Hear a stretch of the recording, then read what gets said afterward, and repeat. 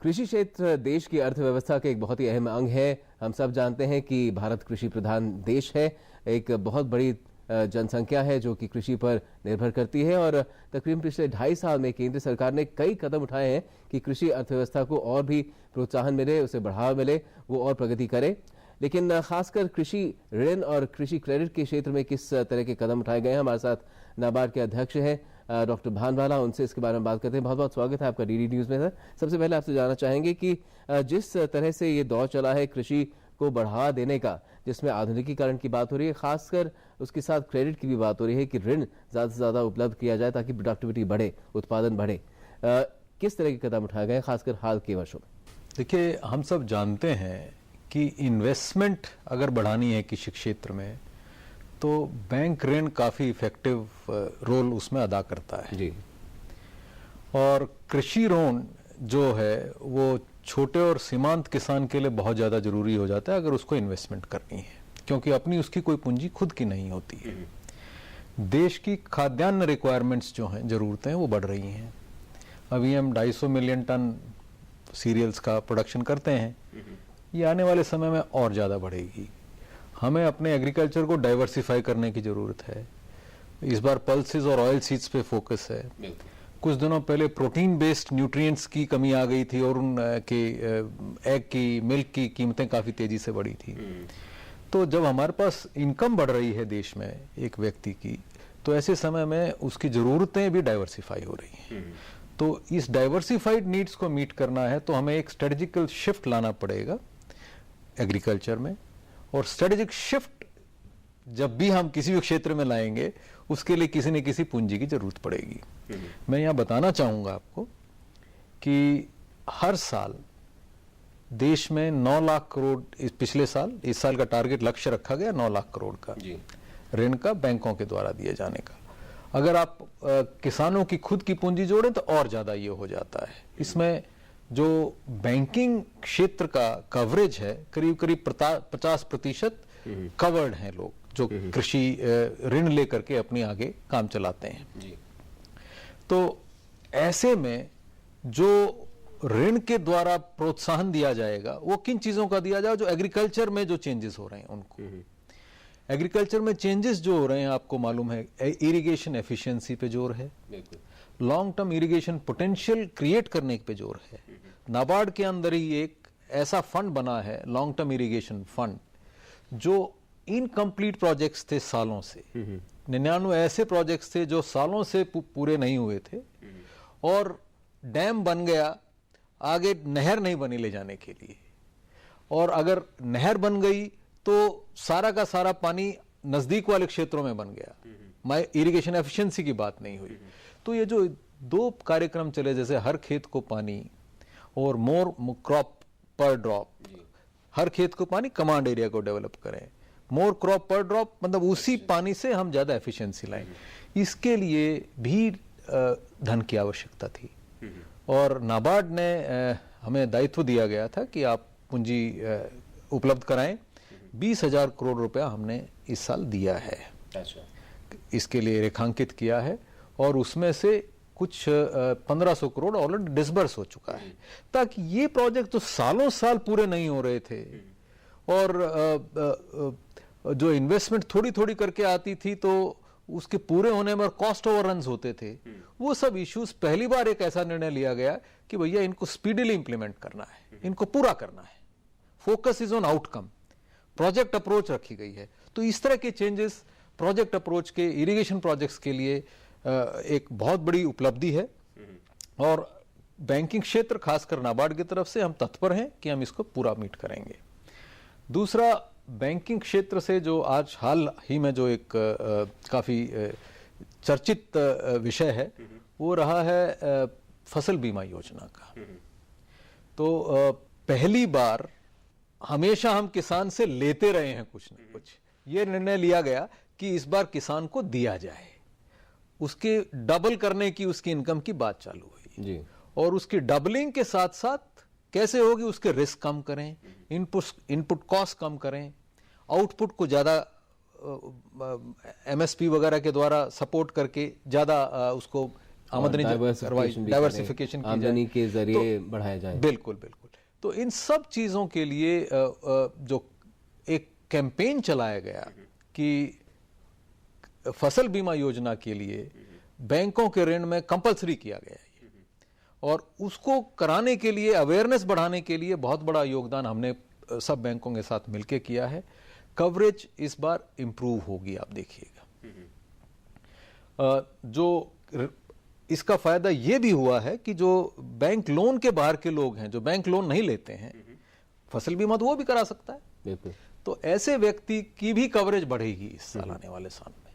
तो ये कुछ ऐसी चीजें हैं जो सीधे बैंकिंग से जुड़ी हुई हैं, और चूंकि ऋण जाने में या सरकार की स्कीम संबंधी चीजों से जो ऋण प्रवाह होता है, फ्लो होता है, उसके अंदर कोई लीकेज ना हो, तो इसलिए जरूरी बन जाता है कि हम ज्यादा से ज्यादा डिजिटल टेक्निक्स का प्रयोग करें। बिल्कुल। तो एक बहुत बड़ा प्रोग्राम फाइनेंशियल इंक्लूजन का, जनधनी तक सीमित नहीं रखूंगा मैं, और भी इसके बियॉन्ड कैंपेन चला गया है देश में, और वो मैं समझता हूं अगर सही तरह से चलाया जाए तो जो कृषि संबंधित जो दिक्कतें आती हैं कि लीकेज के इश्यूज हैं, कवरेज के इश्यूज हैं, टाइमली अवेलेबिलिटी के इश्यूज हैं, रियल सेक्टर से लिंकेज के इश्यूज हैं, वो सब इससे मैं समझता हूं तो इसे बढ़ावा चढ़ावा देने के लिए तो अभी बिल्कुल पर्याप्त समय है, क्योंकि सरकार ने 8 नवंबर से विमुद्रीकरण किया, और उसमें अब पूरी तरह से एक जोर है कि डिजिटल इकोनॉमी की तरफ बढ़ा जाए, कैशलेस किया जाए।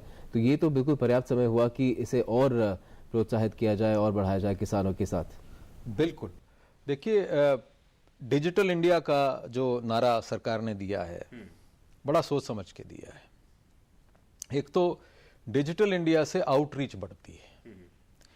आपको मैं बैंकों के संबंध में बताना चाहूंगा इस चीज को कि बैंकिंग कॉरेस्पॉन्डेंट और बैंकिंग फैसिलिटेटर्स फाइनेंशियल इंक्लूजन के लिए आएंगे। बैंकिंग सर्विसेज हर एक जगह ब्रांच नहीं खुल सकती, क्योंकि वायबिलिटी का प्रश्न है और ट्रांजैक्शन कॉस्ट है। तो उसके लिए बैंकिंग कॉरेस्पॉन्डेंट्स की बात आई, बैंकिंग फैसिलिटेटर्स की बात आई।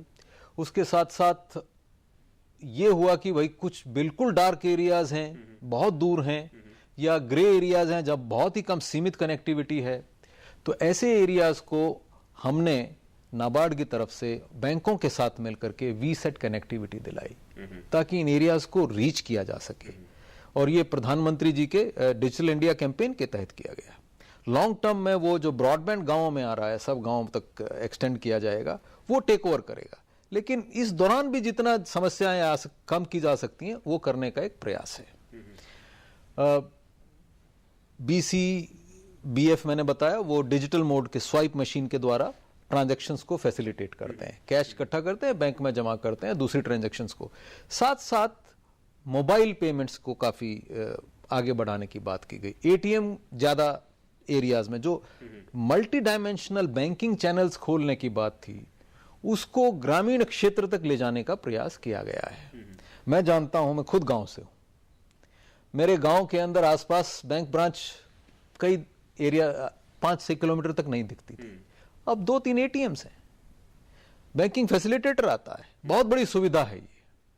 और स्टडीज कहती हैं कि जहां एक दिन की रोजगारी को छोड़ करके एक आदमी पूरे दिन भर का बैंक का काम करने आता था, अब वो वहां बैठा बैठा 20 या 25 रुपए में, जो उसकी ट्रांजैक्शन कॉस्ट है ज्यादा से ज्यादा, इस काम को पूरा कर पाएगा। आने वाले समय में अगर वो मोबाइल पेमेंट्स का एक नया प्लेटफॉर्म जो डेवलप हो रहा है, IMPS, और उसके साथ यूनिफाइड पेमेंट्स का जो नया गेटवे डेवलप हो रहा है, अगर ये दोनों मिल जाते हैं तो मैं समझता हूं 3 या 4 रुपए से फालतू नहीं है एक पेमेंट का खर्चा। तो ये किसान की आय बढ़ाने का ही काम है। इसमें नकदी की भूमिका अब कृषि क्षेत्र में कितनी रह गई है इस समय? देखिए, हिस्टोरिकली अगर आप देखें, जो फसली ऋण दिए जाते हैं उसके अंदर शुरू से 2 हिस्से होते थे, एक कैश कंपोनेंट, एक काइंड कंपोनेंट। काइंड कंपोनेंट ऐसा था जो खाद बीज कोई एजेंसी सप्लाई करती थी जिसको, और जो कैश कंपोनेंट था जो अपने फार्म लेबर पे या अपने ट्रैक्टर इंप्लीमेंट्स वगैरह या फार्म मैकेनाइज्म उनके रख रखाव के लिए जो खर्चा करता था। तो शुरू से एम्फेसिस रहा है कि there will be non cash component, non cash component होगा अलग से। तो ऐसा नहीं है कि सारा फसली ऋण कैश में ही जाएगा। अच्छा, अब ये जो प्रयास हुए हैं हमने ग्रामीण संस्थाओं के अंदर भी, देखिए 2 कमर्शियल बैंक्स हैं, शेड्यूल कमर्शियल बैंक्स हैं ग्रामीण क्षेत्रों में जो उनकी ब्रांचेस हैं, रीजनल रूरल बैंक्स हैं। इस देश के अंदर 56 रीजनल रूरल बैंक्स हैं और उनकी हजारों में बैंक ब्रांचेस हैं। वो सारे के सारे बैंक डिजिटल प्लेटफॉर्म पे आज हैं। सारे कमर्शियल बैंक्स ने करीब करीब अपने काफ़ी कार्ड होल्डर्स को किसानों के साथ मिलकर के रुपे कार्ड्स अवेलेबल कराए हैं और वो उसका उपयोग अब कर भी रहे हैं। इसके साथ किसान क्रेडिट कार्ड्स भी हैं, किसान क्रेडिट कार्ड्स वो भी हैं। जी जी, किसान क्रेडिट कार्ड्स पहले मैनुअल होता था, अब उसको डिजिटल स्वाइप के तौर पे कर दिया गया है और रुपे कार्ड के तौर पे। मैं आपसे सहमत हूं और कुछ जैसे आजकल समाचार रहे हैं कि सहकारी बैंकों के अंदर ये रुपे कार्ड्स अभी बहुत ज़्यादा एक्सेप्ट नहीं हुए हैं। मैं कहना चाहूँगा कि इन बैंकों के अंदर टेक्नोलॉजी अडॉप्शन की अभी और संभावनाएं हैं और हमारा प्रयास है नाबार्ड की तरफ से कि हम इन बैंकों को भी दूसरे बैंकों की तरह ही टेक्नोलॉजी में अपडेट करें। और मैं आपको कहना चाहूँगा कि पहली बार बैंकिंग का जो कोर बैंकिंग सोल्यूशन होता है उसको क्लाउड मॉडल में लाने के लिए हमने कोऑपरेटिव बैंक्स को दिया 4 साल पहले। 200 सहकारी बैंक, जिला सहकारी बैंक क्लाउड के जरिए इस मॉडल पे आए और अब अभ्यस्त हो गए हैं। बुनियादी काम हो गया है और अब और उसको आगे बढ़ाने की जरूरत है। जी बिल्कुल, आपने ठीक कहा कि हमने एक आर्किटेक्चर ले डाउन कर दिया, प्लेटफॉर्म बुनियादी काम कर दिया है, उसके ऊपर अब उनको आगे जाके काम करना है। काफी सहकारी बैंक ऐसे हैं जिन्होंने आरटीजीएस एनईएफटी की सुविधा उपलब्ध करा दी है। 300 से ज्यादा, हम 367 बैंक जिला सहकारी बैंक है हमारे पास, 33 स्टेट कोऑपरेटिव बैंक्स हैं। तो 300 से ज्यादा ने डीबीटी अपने ग्राहकों को उपलब्ध कराए, किसानों के साथ मिलकर के भी। 56 के 56 रीजनल रूरल बैंक्स हैं, उनका भी काफ़ी हद तक मैं समझता हूँ ऑलमोस्ट 100% डिजिटल प्लेटफॉर्म पे आ गए हैं वो। लेकिन कुछ चीज़ें ऐसी हैं जो अभी भी कैश में हैं, जैसे लेबर की पेमेंट वगैरह करना।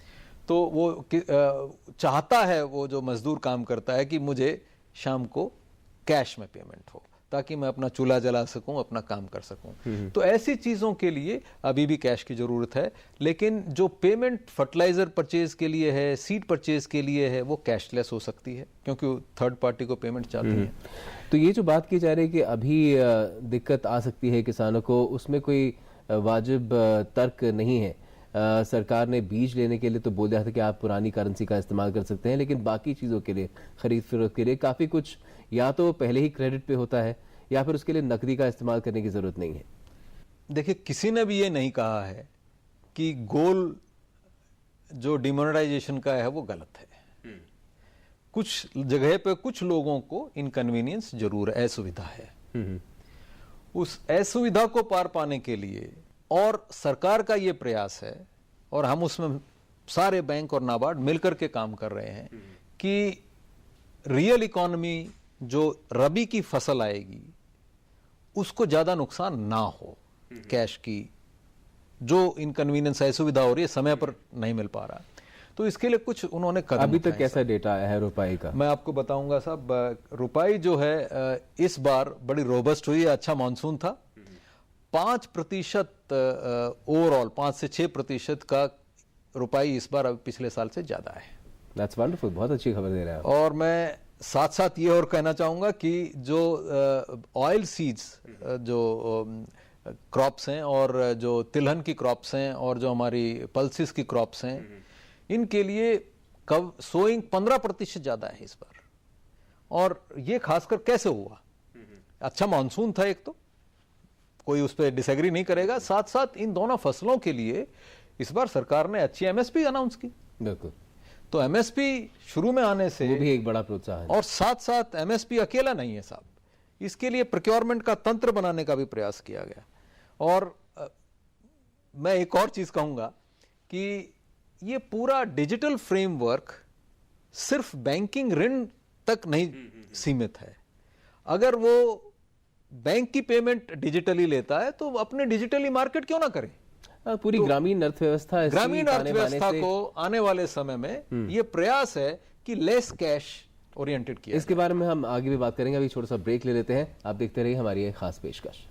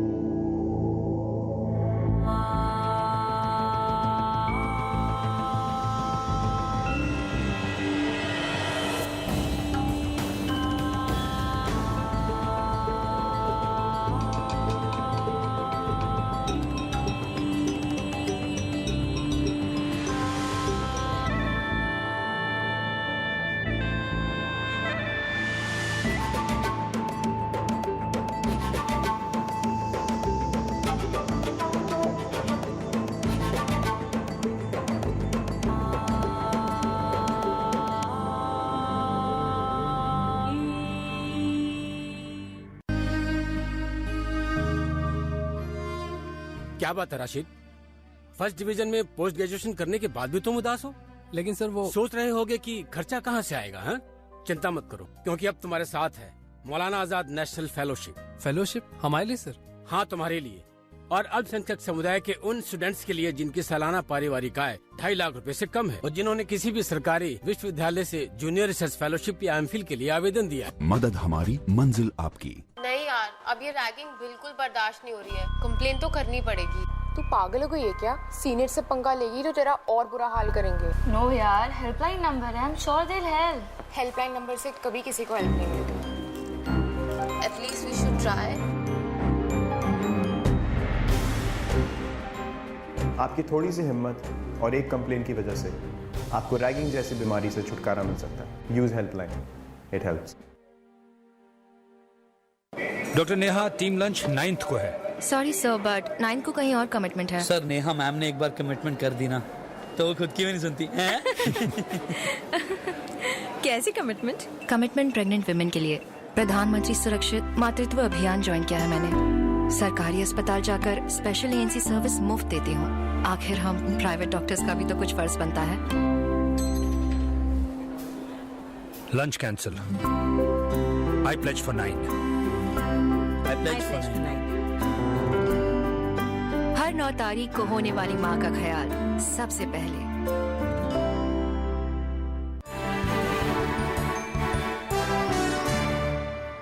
हमारी इस खास पेशकश में आपका एक बार फिर स्वागत है। कृषि क्षेत्र के लिए सरकार क्या सब कर रही है, खासकर मौजूदा दौर में, उस पर बात करें। हम नाबार्ड के अध्यक्ष हमारे साथ हैं डॉक्टर भानवाला। डॉक्टर भानवाला, आपका फिर से स्वागत है। हम बात कर रहे थे किस तरह से कैशलेस इकोनॉमी की तरफ बढ़ा जा रहा है और प्रधानमंत्री का काफी फोकस रहा है विमुद्रीकरण के दौर में कि इसको हर तरह से बढ़ावा दिया जाए, खासकर ग्रामीण क्षेत्र में। क्या खास कदम लिए जा रहे हैं इसे देखते हुए फिलहाल? मैं इसको 2 हिस्सों में बांटूंगा।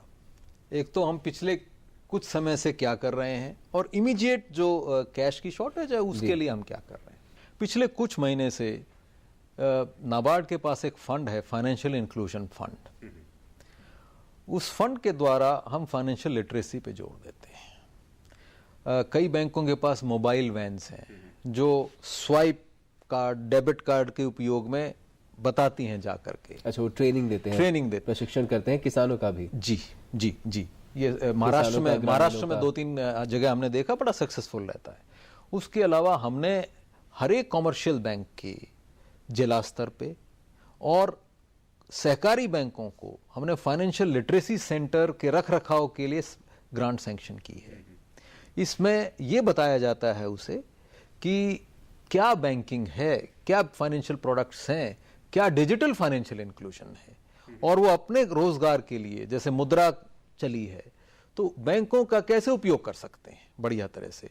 तो ये फाइनेंशियल लिटरेसी सेंटर्स जो हैं ये मैं समझता हूं बहुत अहम रोल प्ले कर सकते हैं और कर रहे हैं। तो ये हमारा लॉन्ग टर्म प्रयास था कनेक्टिविटी नहीं मिल रही थी कुछ जगह पे, मैंने पहले भी बताया था, तो हमने शेड्यूल कमर्शियल बैंक्स को भी वीसेट के द्वारा सोलर पावर्ड अरेंजमेंट्स की गई हैं। इसके अलावा हमने जितने भी आरआरबी हैं, रीजनल रूरल बैंक जिनको बोलते हैं, ग्रामीण बैंक बोलते हैं, उनको सहायता उपलब्ध कराई है कोर बैंकिंग पे आने के लिए। सहायता अब भी उपलब्ध है और वो फायदा उठा रहे हैं कि आर्थिक और तकनीकी हर तरह की, दोनों तरह की साहब, कि उनके अपने बैंक भी मदद करते हैं तकनीकी तौर पे, आर्थिक तौर पे हम करते हैं, और उनका खुद अपना पैसा होता है थोड़ा बहुत। इसके अलावा ये जो कार्ड्स देते हैं, प्लास्टिक कार्ड्स, इसके इशुएंस में भी हमने उनकी मदद की है। इसके अलावा जो बीच में जो इंश्योरेंस एक अहम मुद्दा है, क्योंकि किसान की सेहत भी ठीक रहे, एक्सीडेंट वगैरह से भी फ्री रहे, लाइफ का भी कवर मिले, इस तरह की पेंशन योजनाएं आई है पीछे, आपने बहुत बड़ा इनिशिएटिव था। तो इन सब चीजों को चेंज करने के लिए सॉफ्टवेयर में ट्वीक करना पड़ता है, उसकी भी सहायता हमने कुछ बैंकों को उपलब्ध कराई है। तो इन सब चीजों के कारण अब यह है कि कोई भी बैंक जो लाइसेंस्ड बैंक है, चाहे जिला सहकारी बैंक हो, कोर बैंकिंग सॉफ्टवेयर के बिना नहीं है, जिसके ऊपर सारी बैंकिंग प्रणाली चलती है।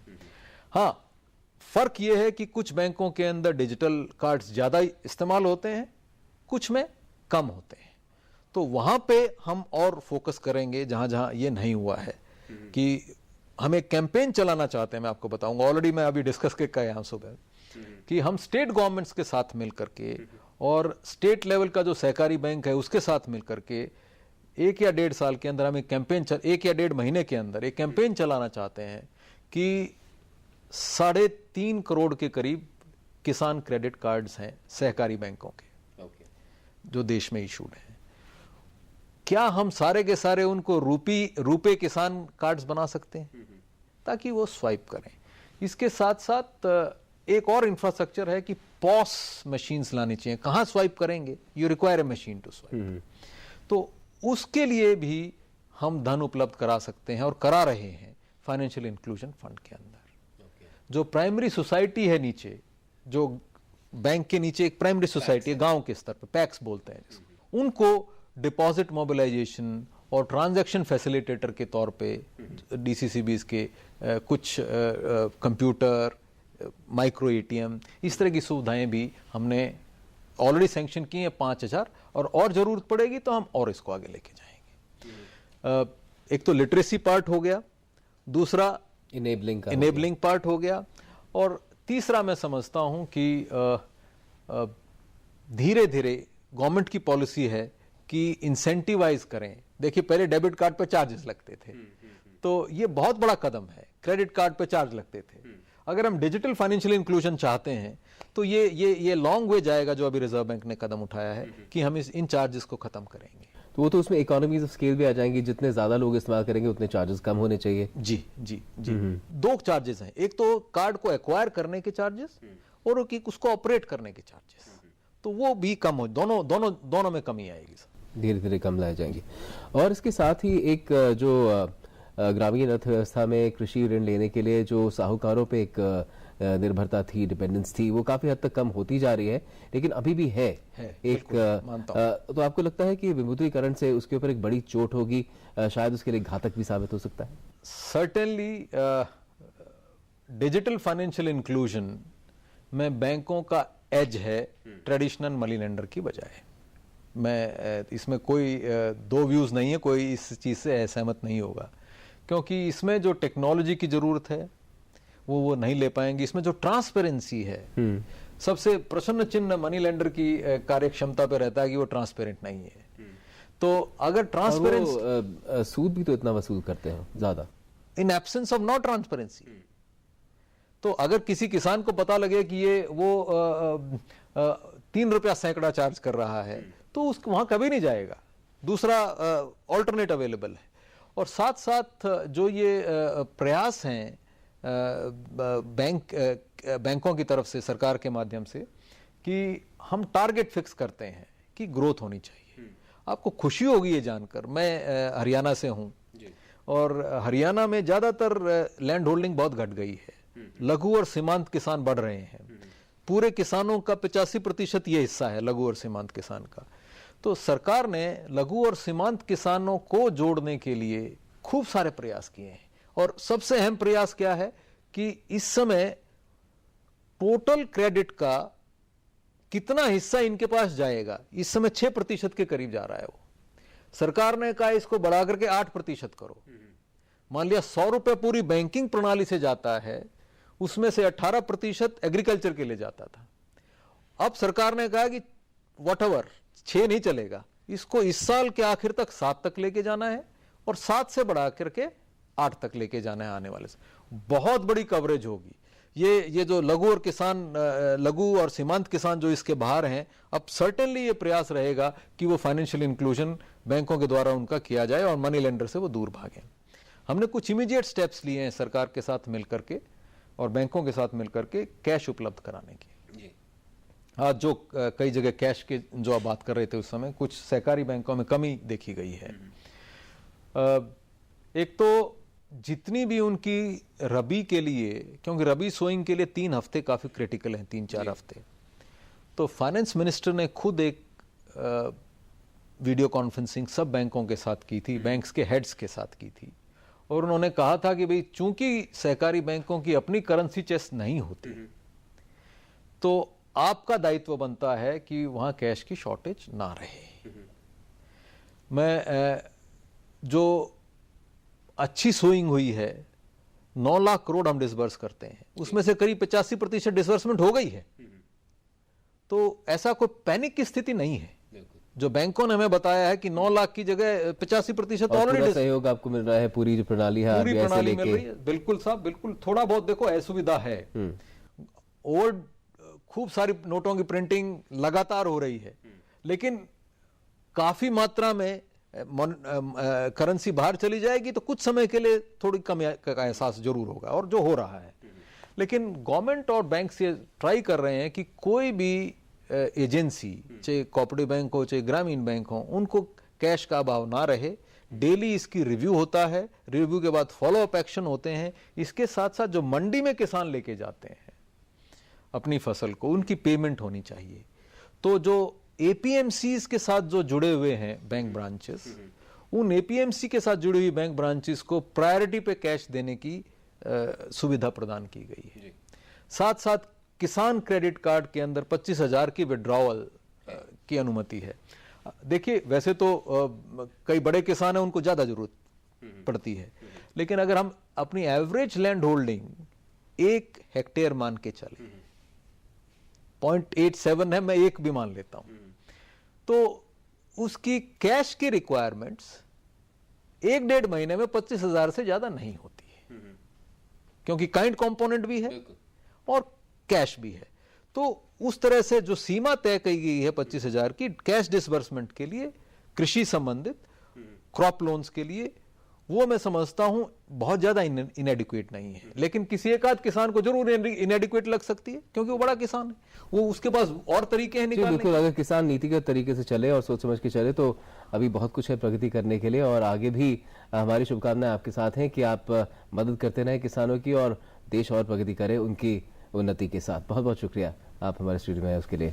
Thank you coming to the Times. Thank you.